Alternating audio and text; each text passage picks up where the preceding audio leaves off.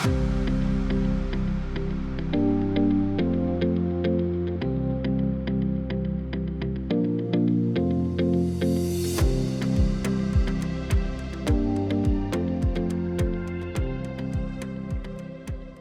to Day 87 on the Trail.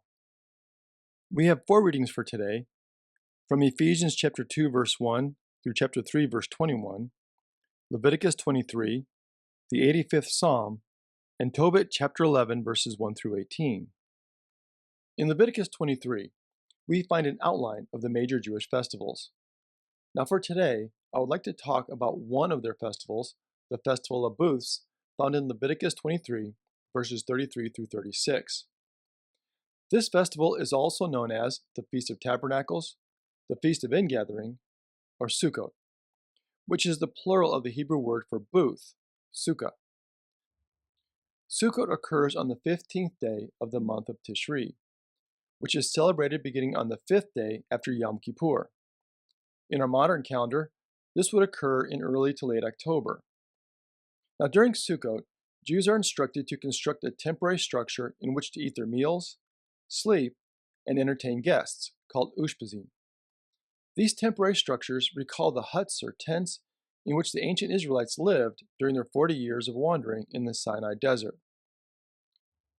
During this 7-day festival, participants are to reflect upon God's kindness and provision during their desert sojourn. Sukkot is one of the 3 major pilgrimage festivals when historically the Jewish people would travel to the temple in Jerusalem. On each of the 7 days of Sukkot, 4 species of plants are shaken in a specific manner.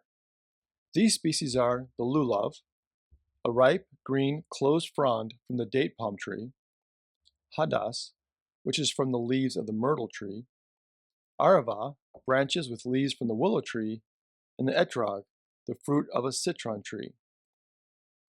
Now often people will spend large amounts of money to acquire the most perfect citron, the straightest lulav, and the freshest hadas and arava. The sukkah, or booth, must have at least 3 walls and covered with something that grew from the ground and was cut off, such as tree branches, and they must not be tied down. These were placed sparsely enough that rain can get in, and proverbially sparse enough that the stars can be seen as well. For those interested, there's a movie called Ushpizin, which is centered around the events of Sukkot, especially focusing on entertainment of guests.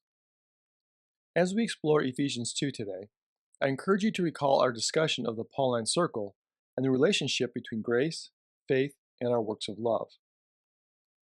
In Ephesians 2, beginning in verse 1, "You were dead through the trespasses and sins in which you once lived, following the course of this world, following the rulers of the power of the air, the spirit that is now at work among those who are disobedient.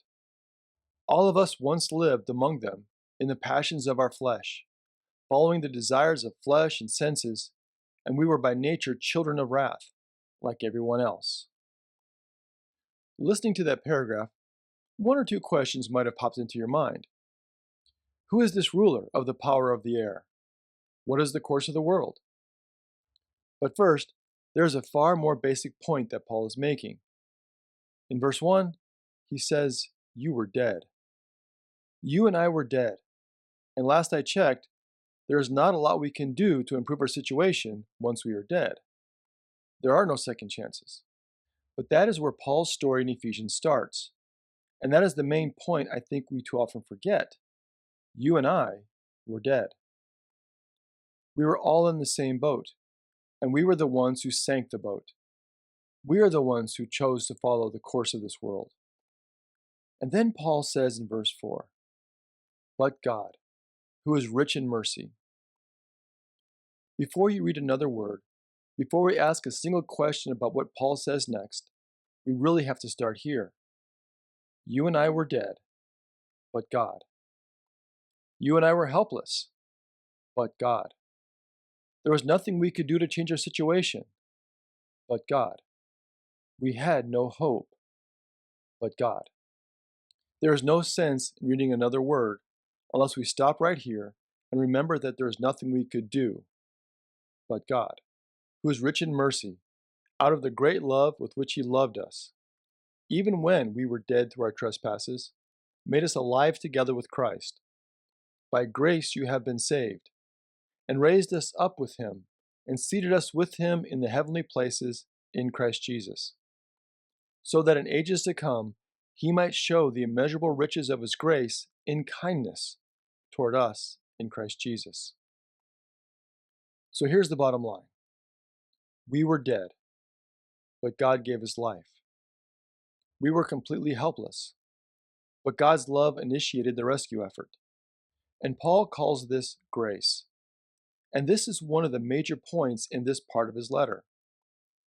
And here's how Paul sums it up in two simple verses. Ephesians 2, beginning in verse 8. For by grace you have been saved through faith, and this is not your own doing. It is the gift of God, not the result of works, so that no one may boast. Unfortunately, there's a lot of debate about this part of Ephesians. These two verses have tragically divided Christians and split entire churches and denominations. The debate surrounding these verses revolves around the relationship between grace, faith, and how we live our lives. That is, what we do. Is faith a gift we are given, or something we have to work at? If we are saved by grace, do we actually have to do anything to show our faith? Do I have to do anything to be saved, or does God do everything? Does our faith, or what we do with our faith, make any difference at all? While we will not be able to solve this debate today, I would like to set the debate in its proper context. I think that this is a false dichotomy that has been created over the years. And a big danger is that we can easily miss the point of what Paul is really getting at. Consider again where Paul starts. You and I were dead, but God did something. Why is Paul reminding them and us of this very basic truth? Because way too often we forget where our story has really started. We can quickly forget that we were dead before God stepped in, and forgetting that can lead to big problems. In fact, look again at the end of verses 8 and 9. For by grace you have been saved through faith, and this is not your own doing. It is the gift of God, not the result of works, so that no one may boast. Boasting was a major problem throughout Paul's writings. Why? Because boasting blinds us. Boasting puts our accomplishments ahead of God's power and grace. If we are defining ourselves by our accomplishments and what we do, then other people are competitors and threats. This is where we see the Pauline circle the most helpful. For Paul, everything begins with grace. We were dead, but God acted.